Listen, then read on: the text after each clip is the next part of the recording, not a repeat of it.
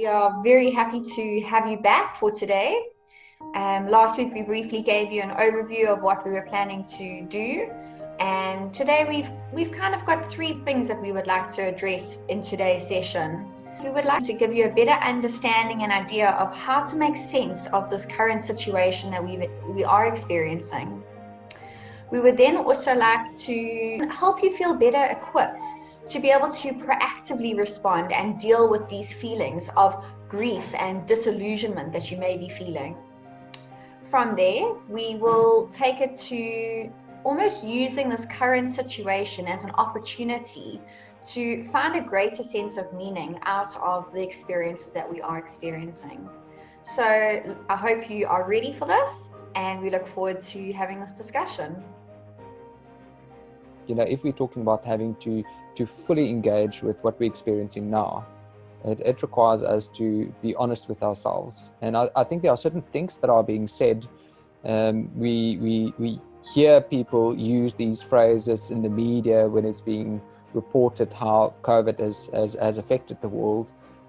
When people say this is the new normal, I think saying that this is the new normal in itself is an absolute denial of just how abnormal the situation is. This is not the new normal. This is an abnormal situation. So let's start by just acknowledging the fact that it's not life as we know it. It doesn't necessarily mean that it's going to be like this forever, but for now, things are different. Our sense of access to those closest to us, to our resources, to the things that in the past have given us a sense of security has become limited. We need to acknowledge those realities if we want to be real with ourselves about how this situation has affected us. And up until that point, when we can admit that to ourselves, we will be stuck in that process of working through this sense of loss. Society and our lives are so busy, and this is almost a natural opportunity where we've had to slow down. And if we don't do it now, when are we going to do it? Because when COVID's over, we're probably going to go back to those same busy lives, those same lives where we had time for no one but ourselves, those lives where, we tick the boxes to say that these are all the tasks that we got done and we've been successful at the day. I think what that brings up for me, Janelle, is what Viktor Frankl has been known to say, is that this is what we're experiencing now is a normal reaction to an abnormal situation. And I think, whilst on the one hand, as human beings, we are amazingly resilient and adaptable. And I think within 5 months in South Africa, if you look at how much we have adapted to the current reality, it is incredible. I think it's not an either or situation though. So we have adapted, and we can still feel incredibly sad or angry or fearful still. I feel grief is a topic that's we've all experienced in our lives to some degree or another. Not just now during this time, but for some time already. It's been something that we're all familiar with to some extent. And I think we can agree that grief looks different for every person experiencing it. Perhaps we should start by asking ourselves, what does grief look like? If we are saying that we're all experiencing some sense of loss, or some sense of grief, or some sense of disillusionment with the chaos that COVID-19 has inflicted on the world, then what are the signs of that grief or that sense of loss? Perhaps we should first try and clarify exactly what are we looking for. I can never think or talk about loss without making some reference to Elizabeth Kubler-Ross's phases of grief and loss. And, for the viewers who may know these, there are equally a number of people who don't know that there are often phases that people go through when it comes to loss. And the first one is often referred to as denial. It's that shock reaction that, this isn't real. It's a dream. It's not real. It's going to come right very, very quickly. So that's the first phase. And then the second phase is often anger. Anger that can be directed at so many different people, at the situation, at oneself, at other significant people in the person's life. And then there's often a bargaining phase as well that happens. And it's arguable which comes first, because in different people, these phases are not necessarily in a sequence. They cycle around. And that bargaining phase relates to many types of statements that go through a person's mind, like, if I only had done this, or if I had foreseen this, or if I had made that decision, then this wouldn't be happening. And it's often a mental gymnastics and wrestling about that situation. Thereafter, it can lead to a sense of isolation and depression, not necessarily a clinical depression, but a deep sense of sadness and really coming to terms with the change and that loss that happens in our lives. And thereafter, there is the acceptance phase. So all this is not for naught, but we want to be able to not necessarily fast track all of those processes, but at least be able to sit with them, understand them, derive what we need to from each of those circumstances. Even the anger phase, there's a lot to be learned, even when trying to sit with, where is this anger? What is this anger about? Because it really helps crystallize our sense of values and what is important to us. And this current circumstance has robbed a lot of people and us of life as normal. And so why are we angry? Where does that anger take us? What do we need to do with that anger? How can we process that anger? And similarly for the other phases. So it's a self-awareness exercise, and to be able to track and notice how those things are going in ourselves so that we can learn from it. My sense is we often know what sadness, loss, grief feels like when it's a tangible loss. So obviously during this time, people are, have lost loved ones, or have lost a job, or have lost part of their income. And so those are tangible things that I think that we're partly more familiar with, of saying, oh, now I feel sad, or I feel a deep sense of loss, and I might even be grieving. I suppose what I just want to add in to the sense of loss and grief is the intangibles that I think a lot of us haven't necessarily even taken stock of.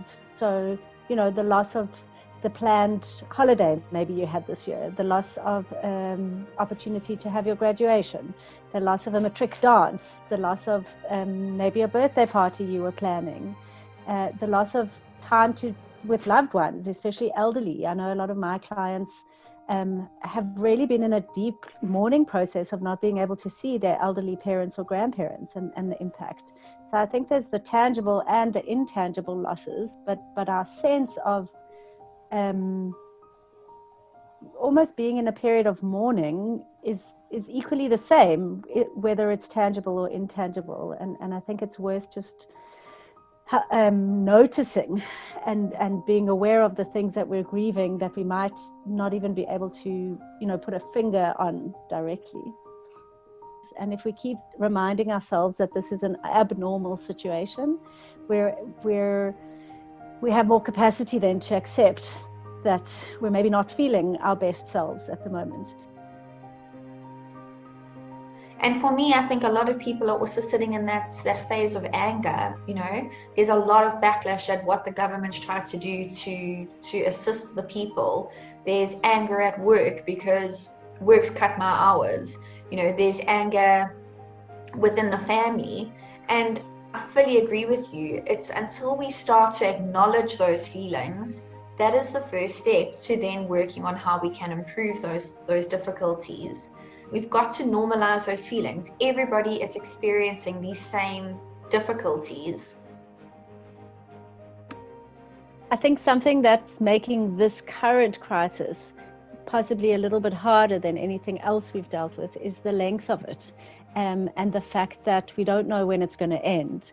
And so part of us might now especially start feeling like we're losing steam. There's the second wave of infections, but we're also experiencing the second mental health wave, where we're kind of moving from that acute panic, fear, even a little bit of excitement around the lockdown, as you mentioned, Janelle, now into a sense of exhaustion. I think that's what I'm experiencing myself and seeing around me. People are really just exhausted, and there can be a sense of hopelessness and helplessness setting in, and this kind of losing of stamina. And I think this is when the deeper, like your experience of grief or loss or sadness has the potential to turn into something deeper, a longer, more severe depression, or the panic from earlier could start being experiencing as a real anxiety. And so I think it's this need to really become aware of what you're experiencing, and knowing that that's a normal response, and giving yourself the space and opportunity to talk about it or to seek help is so important, especially because we don't know when this is going to end. So we can't sit here, even as mental health professionals, and say, guys, hang in, by the end of the year, we're done. So it's just a couple of more months, you can do it. It's really this long, unending, ongoing sense of crisis, and being able to also ride these different waves and know that it will change and shift. But how do we take responsibility for that? And I think one of the best things that have come out of this crisis, for our profession anyway, but I think it is for everybody, is that the conversation around mental health is becoming front and center. So many more organizations are talking about mental health. So many more articles are being written. It's something that was quite stigmatized and kind of kept in the background is now really something that people are paying attention to, because we don't only have the physical infection rate. I think we're very aware of this mental health infection rate that we're currently experiencing, and that is still to come. Once we have acknowledged the reality, once we acknowledge to ourselves just what is happening around us and what is happening in our personal lives, how do we respond to it? And I think the first thing for me is just that realization that there is going to be discomfort involved. It's not going to feel like the life that I'm used to. My relationships are not going to feel like they are coming through for me as I'm used to. My feelings towards my employer might change because I don't experience that sense of loyalty towards me as an employee.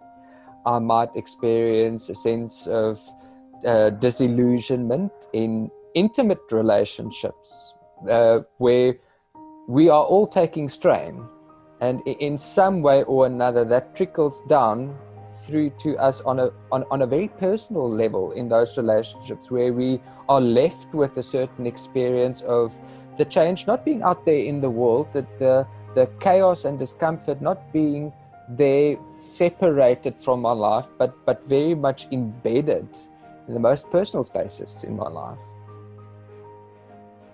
As much as our relationships with others are going to be problematic or within choppy water, this is almost the time where we need to reach out to other people, because otherwise we're struggling alone.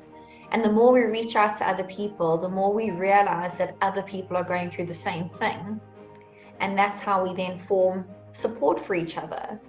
And, that was possibly difficult in the beginning, where we relied a lot more on, a Zoom family chat, or connecting with your life group online, or having a online staff meeting.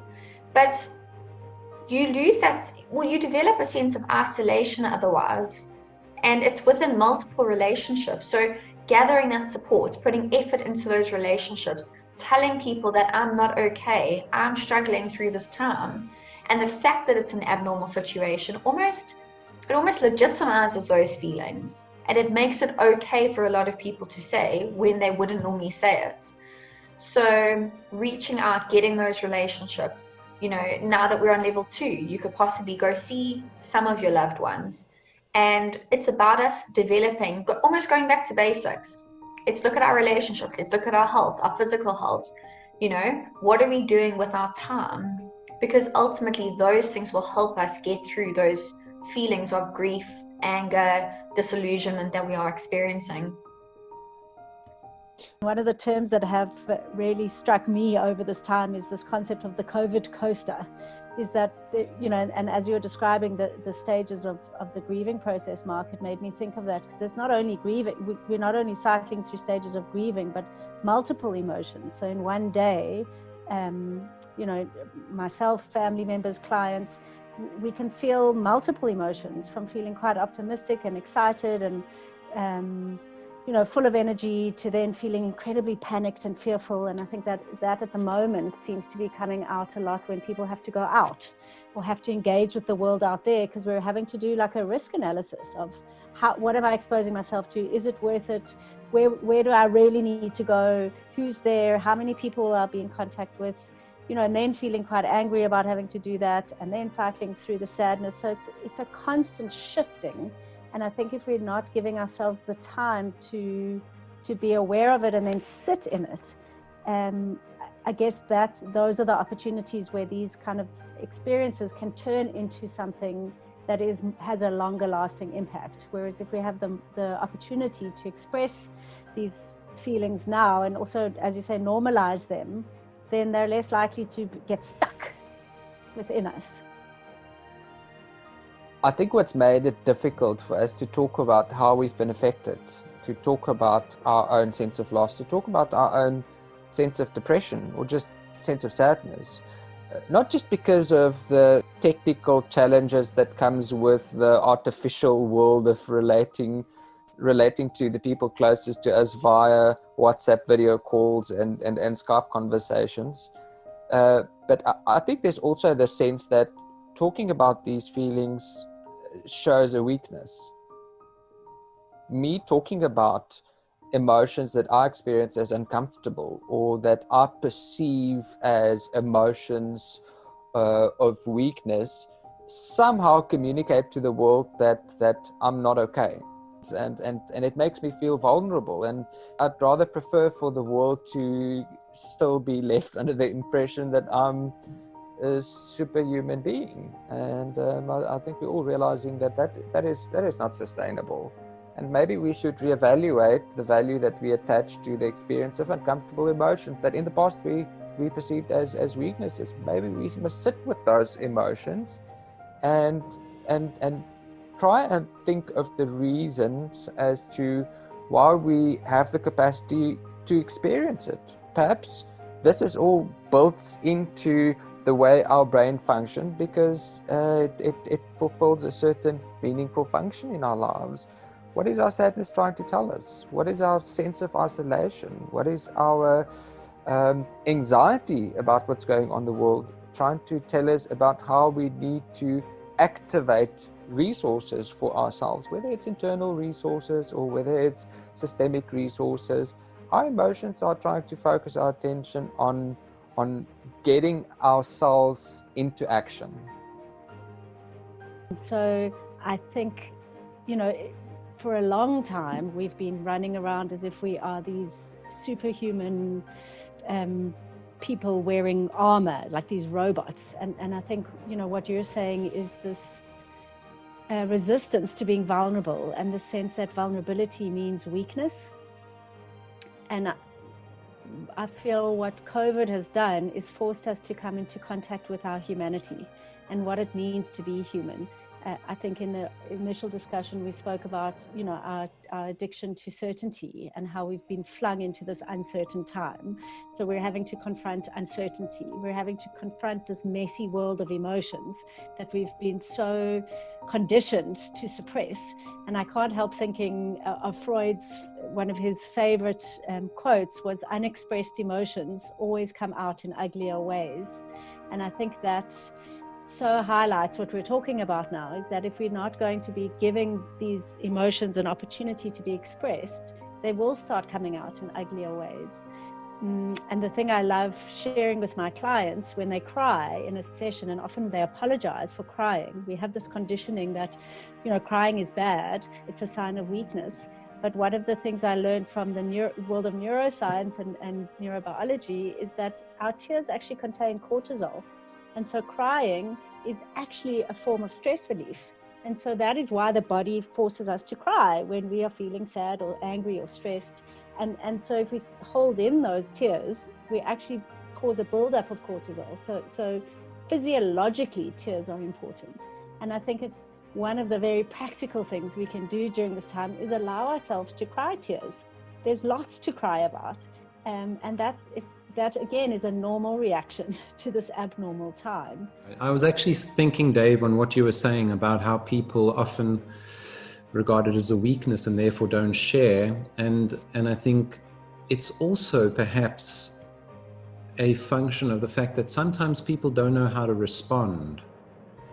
And I think we need to learn that capacity as well as individuals, is to be able to respond and hear people without quickly reverting with a, well, thankfully this, or if only that, or at least this isn't as bad as you think and have experienced. So, those type of phrases often cut people off, and it sort of contributes to that sense that we actually have to be okay. We have to put those masks on. We have to maintain a sense of okayness, which in real life we do to a degree, but it's what we're calling for is a chance to step aside and invest time in thinking and knowing who we are, what we're feeling and what we're thinking.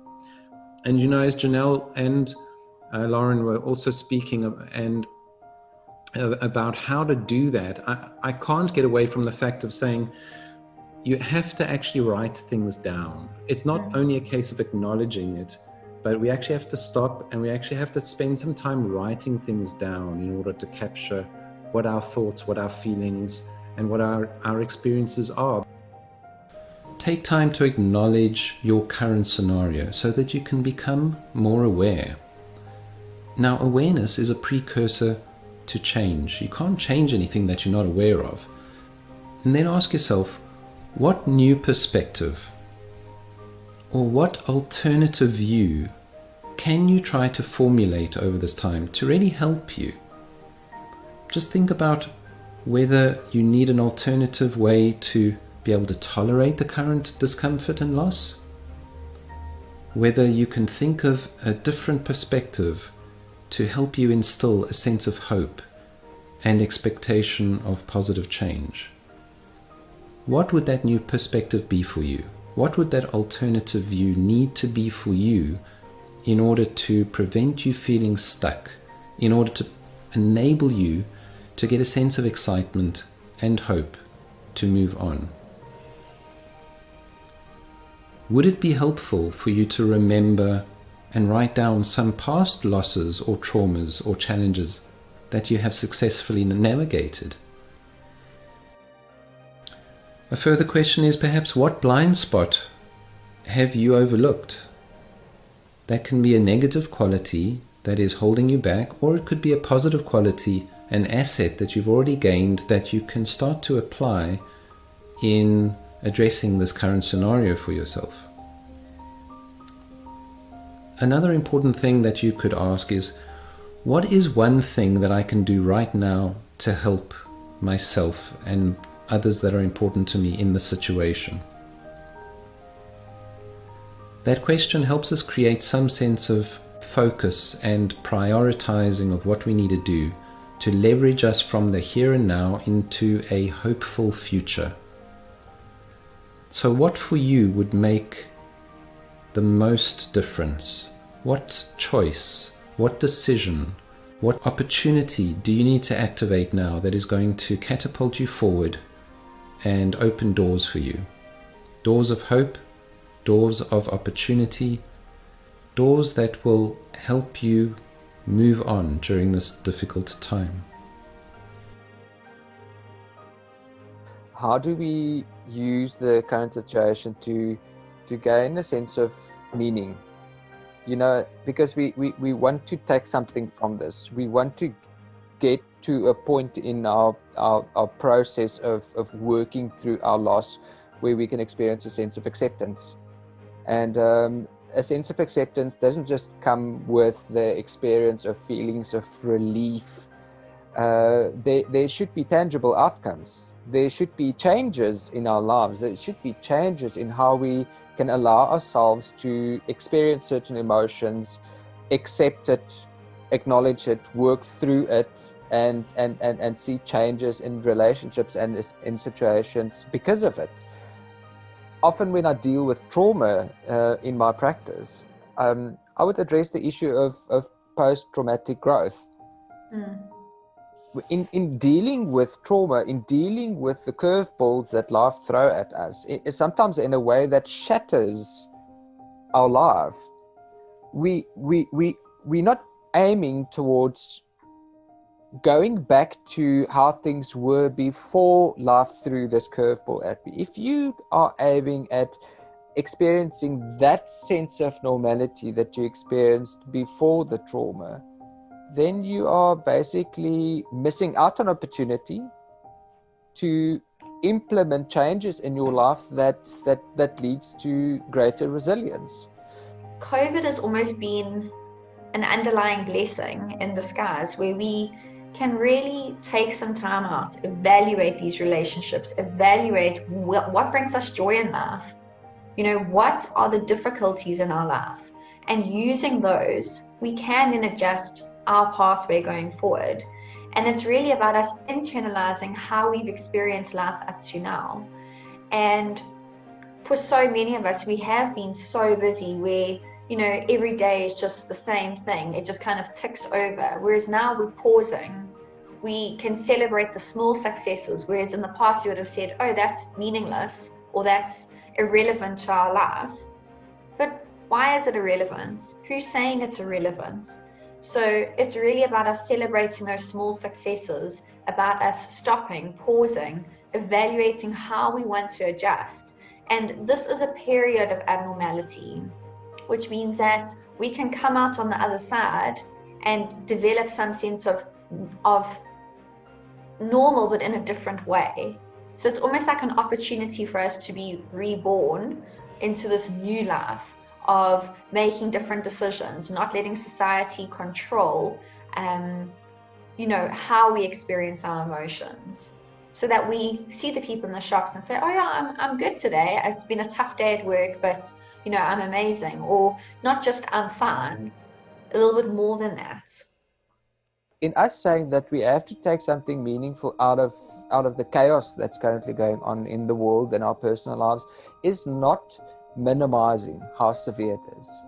It's not minimizing the extent of the losses that we've suffered. But it is saying that while we find ourselves in the situation, we might just as well say that we are going to try and extract some sense of meaning from it that enable us to be more resilient, to navigate not just this storm, but future storms. Because this will most definitely not be the last storm that we're facing.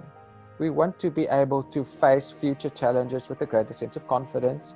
And that requires us to make that choice. Are we willing to see the current situation as an opportunity for us to make meaningful changes, to reevaluate how we've been living our lives, to reevaluate the goals that we're working towards, to reevaluate the values that we base the big decisions that we make in life on?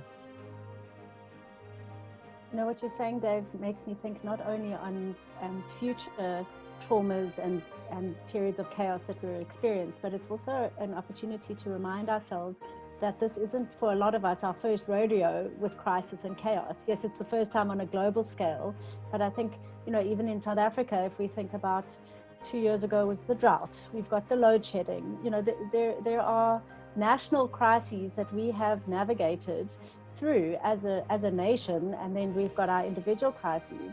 And I think that it's so useful to remember our inner resourcefulness and the fact that we have navigated through these times before, and that we actually have some resilience and some coping mechanisms available.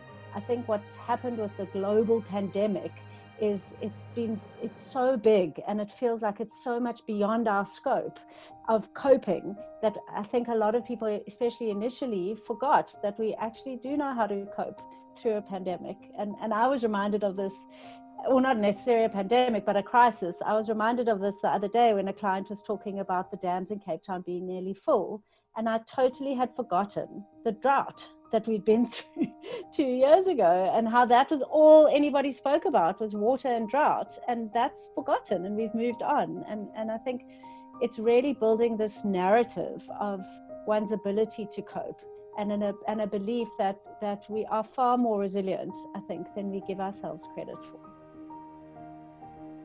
You know, I was listening to you guys and hearing what you're saying. It makes me think about that Johari window concept.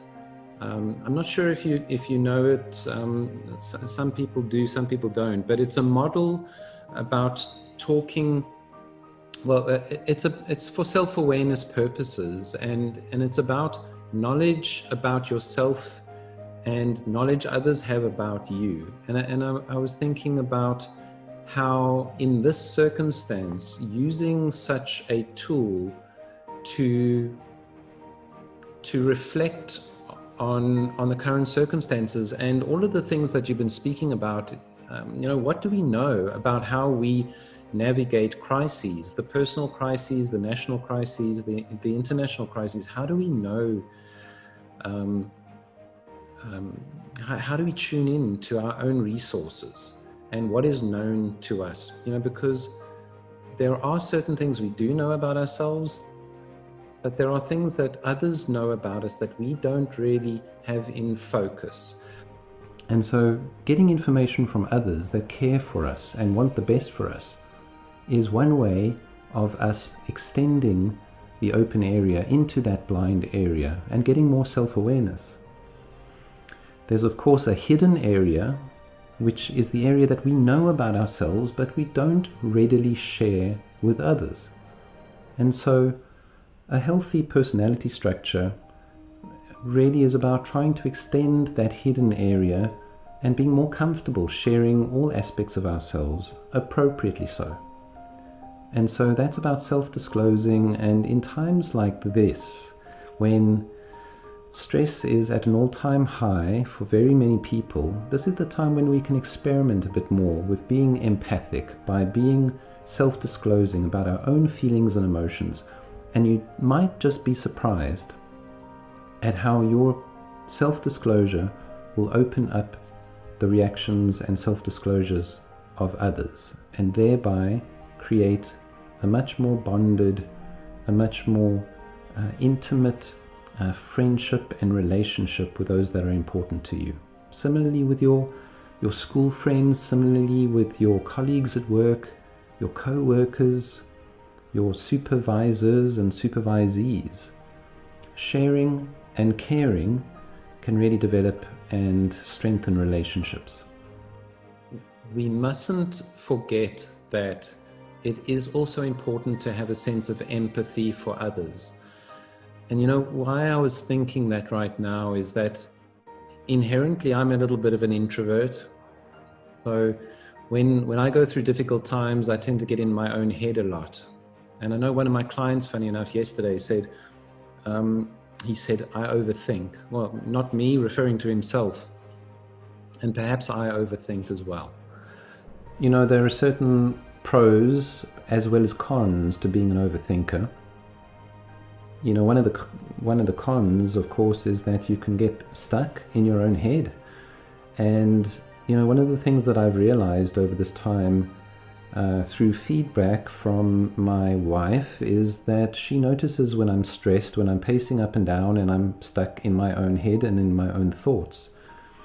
And I guess that's a practical implication of us knowing a little bit about that Johari window that I mentioned earlier, is that certain information is open, meaning it's known to myself and to others that I'm a bit of an overthinker, I'm more introverted in nature.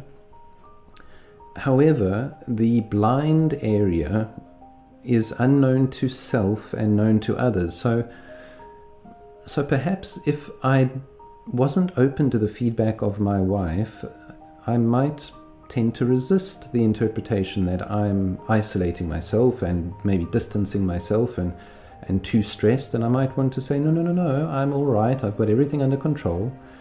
But being receptive to her feedback and listening to that, it helps me to incorporate maybe what was a blind spot into this open area. And so knowing myself better helps me to engage better with other people.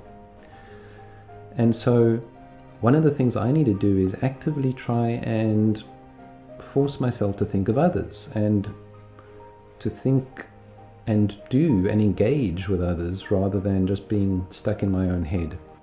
And so that's one of the things that I derive from that Johari's window model, is to learn about myself, and in turn take that learning and help me know how to engage in more productive, more healthy ways. There's something about this situation that makes me excited. The idea that we have an opportunity to reinvent, to realign ourselves, to maybe completely redesign our plans for the future. It very much starts with acknowledging where we find ourselves right now.